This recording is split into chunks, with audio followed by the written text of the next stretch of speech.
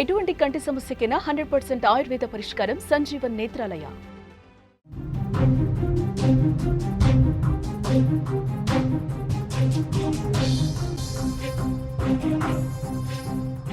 మరో big breaking news చూస్తున్నాం. ధర్మస్థల నుంచి. ధర్మస్థలలో ఉద్రిక్త వాతావరణం నెలకొంది. జనంపై పోలీసులు ఒక్కసారిగా కూడా లాఠీచార్జ్ చేస్తున్నట్టుగా తెలుస్తోంది. రెండు వర్గాల మధ్య గొడవ మొదలైంది. ధర్మస్థలతో పాటు వీరేంద్ర హెగ్డేపై కూడా తప్పుడు కథనాలు ప్రసారం చేస్తున్నారంటూ కూడా అక్కడ ఒక వర్గం ఆగ్రహం వ్యక్తం చేస్తోంది. మీడియాపై ఓ వర్గం కూడా దాడి చేస్తుంది. ఈ నేపథ్యంలో రెండు వర్గాల మధ్య కూడా రాళ్ల దాడి జరిగినట్లుగా మనకి బ్రేకింగ్ న్యూస్ లో సమాచారం అందుతోంది. ధర్మస్థలలో భారీగా ఇప్పటికైతే పోలీసులు మోహరించినట్లు కూడా మనకి సమాచారం అందుతోంది. అలాగే మీడియాపై కూడా ఓ వర్గం దాడి చేసినట్లుగా కూడా తెలుస్తోంది. అక్కడ విజువల్స్ లో కూడా మనం క్లియర్ గా చూడొచ్చు. పోలీసులందరూ కూడా అక్కడ మోహరించారు. ఒక రకమైన ఉద్రిక్త భరిత వాతావరణం అయితే అక్కడ నెలకొందని కూడా మనం చెప్పొచ్చు. ఎస్, అక్కడ 9వ రోజు 13వ రోజు కూడా 13వ ప్లేస్ లో కూడా ఎలాంటి అవశేషాలు కూడా ఇప్పటి వరకు దొరకలేదు. ఒక్కసారిగా కూడా అక్కడ జనంపై లాఠీ చార్జ్ చేస్తున్నారు. పోలీసులందరూ కూడా అక్కడ గుమిగుడి ఉన్నట్లుగా కూడా మనకి తెలుస్తుంది. ఒక రకంగా లాఠీ చార్జ్ చేస్తున్న సిచ్యువేషన్ కనిపిస్తుంది. ఇక ఇదే అంశానికి సంబంధించిన మరింత సమాచారం మా న్యూస్ ఎడిటర్ తిరుమల అందిస్తారు. ఎస్ తిరుమల్. జానకి, యాక్చువల్ గా ధర్మస్థలలో ఊహించని విధంగా ఇవాళ ఉద్రిక్త వాతావరణం నెలకొంది. రెండు వర్గాల మధ్య ఒక యుద్ధ వాతావరణం కొంతకాలంగా కొనసాగుతోంది. ఎందుకంటే మొదటి నుంచి ధర్మస్థలలో ఎటువంటి శవాలు లేవు. ఎవరైతే భీమా విజిల్ బ్లోయర్ ఉన్నారో అతను చేసిన ఆరోపణలన్నీ ఉత్తివే. గడిచిన 9 రోజులుగా తవ్వకాలు జరుగుతూ వస్తున్నాయి. 13వ స్పాట్ తర్వాత అయినా అక్కడ అస్థిపంజరాలు దొరుకుతాయని చెప్పేసి చర్చ జరిగింది. అయితే ఈ అస్థిపంజరాలు, ఈ తవ్వకాలు జరుగుతున్న ప్రతిసారి సోషల్ మీడియాలో కొన్ని యూట్యూబ్ ఛానల్స్ కావచ్చు, కాకపోతే కొన్ని మీడియా సంస్థలు కావచ్చు, అదిగో శవాలు ఇదిగో అస్థిపంజరాలు అంటూ కొన్ని తప్పుడు థంబ్నెయిల్స్ పెట్టడం, అట్లాగే ధర్మస్థల సంస్థానాధీశులుగా కొనసాగుతున్న ఎంపీ రాజ్యసభ సభ్యుడు వీరేంద్ర హెగ్డే గురించి వ్యతిరేక కథనాలు ప్రసారం చేయడం, ధర్మస్థలలో హత్యలు జరిగాయి, మహిళలపైన అఘాయిత్యాలు జరిగాయని నిరూపించే విధంగా కొన్ని కథనాలు ప్రసారం చేయడంతో అక్కడ రెండో వర్గం ఎవరైతే వీరేంద్ర హెగ్డేకు గాని ధర్మస్థల ప్రాంతానికి గాని మద్దతు ఇచ్చే వర్గం ఏదైతే ఉందో అది మొదటి నుంచి పూర్తి స్థాయి విచారణకు వ్యతిరేకంగా ఉంది. భీమాకు వ్యతిరేకంగా ఉన్నారు. అయితే భీమాకు అనుకూలంగా ఇంకొక వర్గం ఉంది. ఎప్పుడైతే సౌజన్య హత్య జరిగిందో 2012లో అప్పటి నుంచి సౌజన్యకి న్యాయం జరగాలని పోరాటం చేసిన కొన్ని ప్రజా సంఘాల నాయకులు కావచ్చు, కొన్ని హిందూ సంఘాలు కావచ్చు, భీమాకు అనుకూలంగా అక్కడ హత్యలు అత్యాచారాలు జరిగాయని ఆరోపిస్తూ వస్తుంది. ఆ వర్గం ప్రోద్బలంతోనే ధర్మస్థల విలువ తగ్గే విధంగా కొద్ది రోజులుగా ఎప్పుడైతే ఈ 100 శవాల వ్యవహారం వెలుగులోకి వచ్చిందో అక్కడికి వచ్చిన నాటి నుంచి ధర్మస్థలకి పర్యాటకుల సంఖ్య తగ్గింది, భక్తుల సంఖ్య తగ్గిపోయింది. ఇది కూడా అక్కడి ప్రజల్లో ఉద్రిక్త వాతావరణాన్ని క్రియేట్ చేసింది. అంతేకాదు ధర్మస్థలలో అనేక హోటల్స్, స్టేస్ ఉన్నాయి. ఇవన్నీ కూడా అక్కడ వ్యాపారాల పైన ప్రభావం తీవ్రంగా కనిపిస్తోంది. ఆలయ ప్రాశస్త్యం తగ్గిపోయింది. ఆలయానికి ఉన్న విలువను తగ్గించే ప్రయత్నం చేస్తున్నారు అనే ఆగ్రహంతో ఉన్న వర్గం ఇవాళ ఊహించని విధంగా అక్కడ మీడియా పైన, ముఖ్యంగా మీడియా గ్రూప్స్ పైన దాడులు చేసింది, దాడులకు ప్రయత్నించింది. అయితే ఈ దాడుల్లో ఆ మీడియాకు అనుకూలంగా ఉన్న వర్గం ఏదైతే వీళ్ళకు ధర్మస్థలకి శవాలు ఉన్నాయని చెప్పిన వర్గం, రెండు వర్గాలు ఏతున్నాయో రెండో వర్గం మొదటి ధర్మస్థల అనుకూల వర్గం పైన దాడి చేయడం, ధర్మస్థల అనుకూల వర్గం రెండో వర్గం పైన దాడి చేయడం, ఇరువురు మధ్య ఇటు మీడియా పైన కూడా ధర్మస్థల అనుకూల ఉన్న ప్రజలు దాడి చేయడం. భారీ ఎత్తున జనం ఒక్కసారిగా మనం విజువల్స్ లో చూడొచ్చు. భారీ ఎత్తున జనం గుమికూడి ఉన్నారు. అక్కడ ఆ మీడియా ప్రతినిధుల పైన అటాక్ చేసే ప్రయత్నం చేశారు, రాళ్లు విసిరారు. దీంతో అది కంట్రోల్ చేయడానికి పోలీసులు నానా తిప్పలు పడాల్సి వచ్చింది. లాఠీ చార్జ్ అయితే చేశారు. ప్రస్తుతం ధర్మస్థలలో సెక్షన్ 144 కొనసాగుతోంది. అక్కడ పరిస్థితి పూర్తిగా పోలీసుల అదుపులోకి వెళ్ళింది. ఎందుకంటే సిట్ అనేది ఆంధ్రప్రదేశ్, కర్ణాటక ప్రభుత్వం ఏర్పాటు చేసిన సిట్ చాలా క్షుణ్ణంగా అక్కడ ధర్మస్థలలో హత్యలు జరిగాయనే విషయాన్ని పరిశీలిస్తూ వచ్చింది. ఇవాళ 13వ రోజు స్పాట్ లో కూడా, 9వ రోజు 13వ స్పాట్ లో కూడా ఎటువంటి అస్థిపంజరం దొరకలేదు. దీంతో భీమా చెప్పిన మాటలన్నీ పచ్చి అబద్ధాలని తేలిపోయాయని అక్కడి ప్రజలు 13 రోజుల పాటు ఈ 13వ స్పాట్ తవ్వే వరకు వెయిట్ చేశారు. దానికి అంటే ఇప్పటి వరకు ఎటువంటి ఘర్షణ వాతావరణం లేకుండా విచారణకు సహకరించాలి, సిట్ కు సహకరించాలి అని ఓపిక ఎదురు చూసిన ప్రజలు 13వ స్పాట్ లో కూడా ఎటువంటి అస్థిపంజరాలు కానీ శవాలకు సంబంధించిన ఆధారాలు కానీ దొరకపోవడంతో ఒక్కసారిగా వాళ్ళలో ఆగ్రహం పెళ్ళుబుకిందని చెప్పాలి. వాళ్ళు ఒక్కసారిగా తిరగబడ్డారు. మీడియా వల్లనే ధర్మస్థల ప్రాశస్త్యం తగ్గిపోయింది. మీడియా తప్పుడు కథనాలు ప్రసారం చేస్తుంది. ఇక్కడ కొందరు వ్యక్తులు, అంటే ధర్మస్థల పైన వ్యతిరేకంగా ఉన్న కొందరు వ్యక్తులు మీడియాని ఆశ్రయించి మీడియా ద్వారా ధర్మస్థల విలువను తగ్గించే విధంగా ఆదాయం, టెంపుల్ ప్రాశస్త్యాన్ని తగ్గించే విధంగా, టెంపుల్ కున్న విలువను తగ్గించే విధంగా కొన్ని మాట్లాడుతున్న మాటల్ని ప్రసారం చేయడం వల్ల టెంపుల్ పైన తీవ్రమైన ప్రభావం చూపిస్తుంది. 800 సంవత్సరాల క్రితం నాటి టెంపుల్ విలువను తగ్గించే ప్రయత్నం జరుగుతుంది. ఆ టెంపుల్ పాలక మండలిలో ఉన్న ఎవరైతే జైన్స్ ఫ్యామిలీ ఉందో, వీరేంద్ర హెగ్డే ఎవరైతే ఉన్నారో, ఈ హెగ్డే కు సంబంధించిన కుటుంబ సభ్యుల పైన తప్పుడు కథనాలు ప్రసారం చేస్తున్నారు. ఇదంతా ధర్మస్థల పైన తీవ్రమైన ప్రభావం చూపించే ప్రమాదం ఉందనే ఉద్దేశంతో వాళ్ళంతా మొదటి నుంచి కొంత ఆగ్రహంతో ఉన్నారు. అయితే గవర్నమెంట్ విధించిన సిట్ ని ఒకసారి ఈ కేసుని పరిశీలించిన తర్వాత, తవ్వకాలు పూర్తయిన తర్వాత నిజాలు బయటకు వస్తాయి.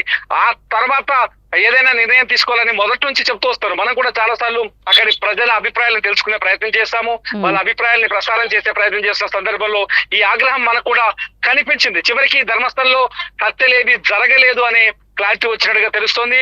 ఎటువంటి శవాలకు సంబంధించిన అస్థి పంజరాలు దొరకలేదనే క్లారిటీ వచ్చినట్టు తెలుస్తుంది. ఇది రావటంతోనే ప్రజల్లో ఒక్కసారిగా ఆగ్రహం పెల్లుబెక్కింది.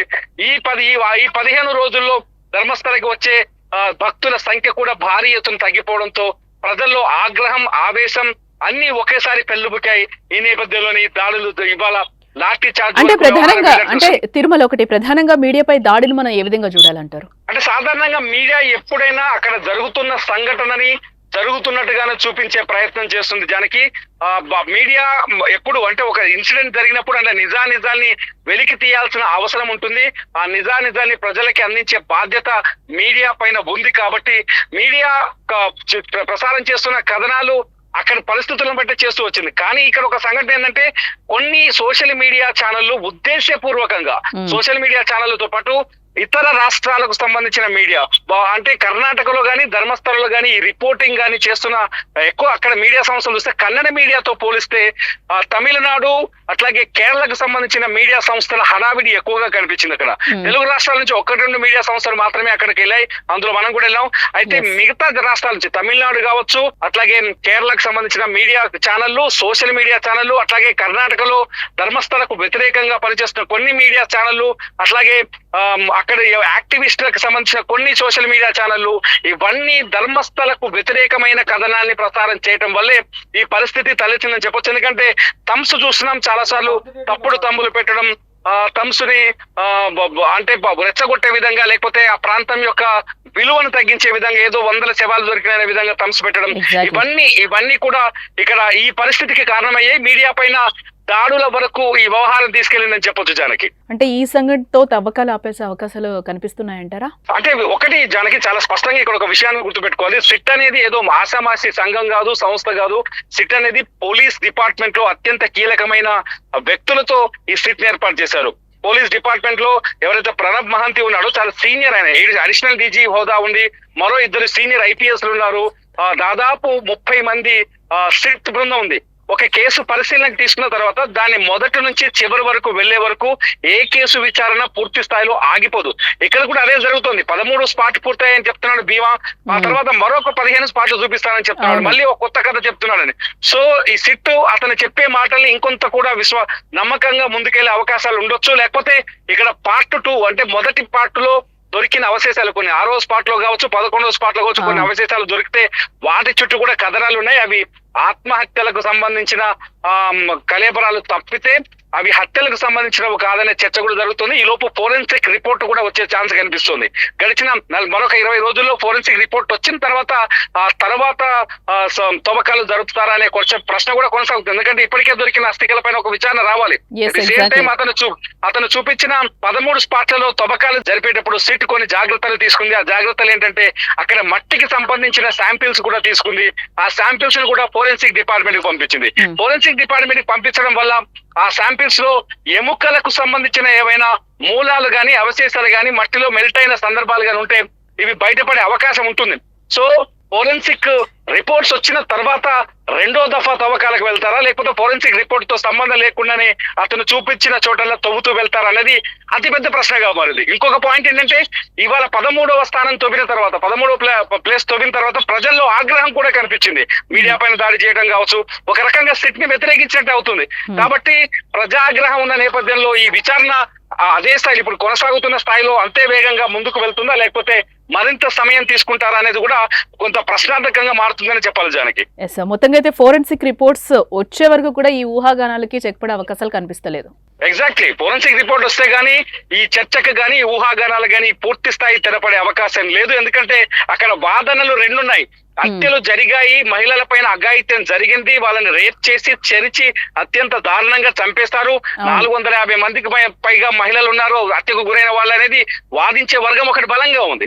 రెండోది వచ్చేసి ఇది టెంపుల్ ప్రాశస్త్యం, టెంపుల్ విలువను తగ్గించే ప్రయత్నం చేస్తారు, గుడి విలువను తగ్గించే ప్రయత్నం చేస్తారు, ఆ గుడి నిర్వాహకుల పైన యాజమాన్యం పైన నిందలు వేస్తున్నారని వాదించే వర్గం ఇంకొకటి ఉంది. ఈ రెండు వర్గాల వాదనల్లో ఏదో ఒకటి ఫైనల్ గా తేల్చాల్సిన అవసరం ఉంది. కాబట్టి సిట్ కొనసాగే అవకాశం ఎక్కువగా ఉంది, విచారణ కొనసాగే అవకాశం కూడా కనిపిస్తుంది జనకి. రైట్ తిరుమల్. ఎస్, మొత్తంగా మనం చూడొచ్చు ధర్మస్థలలో అయితే ఒక ఉద్రిక్త వాతావరణం అయితే అక్కడ కొనసాగుతుందని కూడా మనం చెప్పొచ్చు.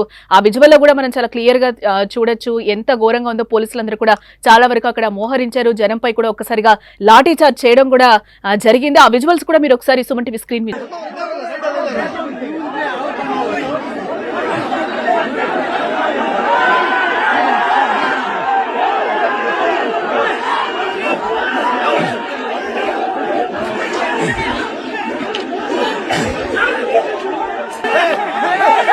नहीं सुले नंबर 4 में नहीं सुले बल्ले आज चलो चल रहे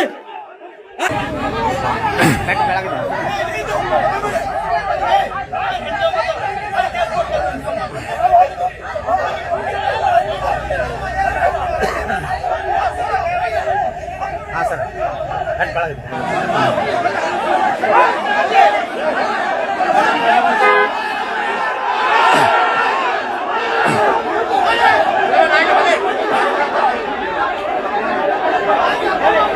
ధర్మస్థలలో ఉద్రిక్త పరిస్థితులు నెలకొన్నాయి. విజువల్స్ లో కూడా మనకి క్లియర్ గా కనిపిస్తుంది. పోలీసులందరూ కూడా అక్కడ చాలా వరకు మోహరించారు. అక్కడ జనాల్ని కూడా కంట్రోల్ చేయడం చాలా కష్టంగా మారిందని కూడా మనకి విజువల్ లో కనిపిస్తుంది. ఈ నేపథ్యంలోనే అక్కడ లాఠీ చార్జ్ కూడా చేశారు. అక్కడైతే రెండు వర్గాలుగా కూడా విడిపోయిన పరిస్థితి అయితే కనిపిస్తుంది. ధర్మస్థలకి అలాగే వీరేంద్ర హెగ్డే ఎవరైతే ఉన్నారో వారికి సపోర్ట్ గా చేస్తూ వాళ్ళ మీద అయితే మీడియా అసత్య ప్రచారాలు చేస్తుంది అంటూ కూడా అక్కడ ఒక వర్గం రెచ్చిపోయిన పరిస్థితి కనిపిస్తుంది. ఈ నేపథ్యంలోనే యూట్యూబర్స్ కావచ్చు అలాగే మీడియా ఛానళ్ల మీద కూడా ఒక వర్గం ఈ రోజు దాడి చేసినట్లు కూడా తెలుస్తుంది. అసత్య ప్రచారాలు ప్రసారం చేస్తుంది, నెగిటివ్ ఇన్ఫర్మేషన్ అంతా కూడా బయటకి వెళ్తుంది, ధర్మస్థల ప్రాశస్త్యాన్ని అంతా కూడా నాశనం చేస్తున్నారు అనే విధంగా ఒక వర్గం అయితే కూడా ఈ రోజు మీడియా ఛానళ్ల మీద అయితే దాడి చేసిన సిచ్యువేషన్స్ అయితే అక్కడ మనకి కనిపిస్తున్నాయి. ఈ నేపథ్యంలోనే అక్కడ లాఠీ చార్జ్ కూడా చేయాల్సి వచ్చిందని కూడా పోలీసులు కూడా ఒక సైడ్ నుంచి చెప్తున్నారు. ఈ రోజు ఏదైతే 9వ రోజు 13వ ప్లేస్ లో కూడా ఈరోజు ఎటువంటి అవశేషాలు కూడా దొరకని పరిస్థితులు కనిపిస్తున్నాయి. గత 15 రోజుల నుంచి కూడా అక్కడ ప్రజలు ఒక రకంగా పానిక్ అవుతున్న పరిస్థితులు కూడా కనిపిస్తున్నాయి. ఎందుకంటే చాలా వరకు అక్కడ మిస్సింగ్ కేసెస్ కూడా నమోదయ్యాయి. ఆ మిస్సింగ్ కేసెస్ కి సంబంధించి కూడా ఇప్పటి వరకు ఎలాంటి లిస్ట్ కూడా లేదు, డేటా కూడా లేదు, ఎరైజ్ అయిపోయిందని కూడా ఒకవైపు నుంచి పోలీసులు చెప్తున్న సమాచారాలు కూడా మనం చూస్తూనే ఉన్నాం మీడియాలో. సో దీనికి సంబంధించి కూడా చాలా వరకు ఆ బీమా చెప్పిన మాటలు కూడా ఈరోజు అబద్ధమా అనే క్వశ్చన్స్ కూడా ఈ రోజు రేజ్ అవుతున్న పరిస్థితులు అయితే కనిపిస్తున్నాయి. తవ్వకాలైతే సిట్ ఇంకా కొనసాగించే అవకాశాలు అయితే కనిపిస్తున్నాయి. ఏదైతే అసత్య ప్రచారాలు చేశారో దానికి సంబంధించి ఈరోజు మీడియా మీద కూడా ఈరోజు దాడి జరిగినట్లు కూడా ధర్మస్థలలో మనకి తెలుస్తోంది. అక్కడ రెండు వర్గాల మధ్య అయితే గొడవ మొదలైంది. ఒక వర్గానికి సంబంధించిన వాళ్ళు ఈరోజు దాడికి తెగబడినట్లు కూడా తెలుస్తోంది. ఈ దాడిలో 3 పర్సన్స్ అక్కడ కొంచెం గాయాలైనట్లు కూడా మనకి తెలుస్తోంది. ప్రధానంగా ఈ దాడిలో అజయ్ అలాగే అభిషేక్ కంచన్ అలాగే సంతోష్ అనే వ్యక్తులపై 5 గంటల ప్రాంతంలో ధర్మస్థల అలాగే మంగళ రూట్లో అయితే ఈరోజు దాడికి తెగబడినట్లుగా కూడా ఒక వర్గం మనకైతే సమాచారం అయితే అందుతోంది. ఈ నేపథ్యంలోనే అక్కడ ఉద్రిక్త పరిస్థితులు నెలకొన్నట్లుగా కూడా మనకి సమాచారం అందుతోంది. ఆలయ ప్రతిష్టను దెబ్బతీస్తున్నారంటూ కూడా కొంతమంది ఒక వర్గం అయితే మీడియా ప్రతినిధులపై అక్కడ దాడి చేసినట్లుగా కూడా మనకి తెలుస్తోంది. ఈ నేపథ్యంలోనే అక్కడ 144 సెక్షన్ కూడా అమలవుతున్నట్లుగా అయితే మనకి బ్రేకింగ్ న్యూస్ లో సమాచారం అందుతోంది.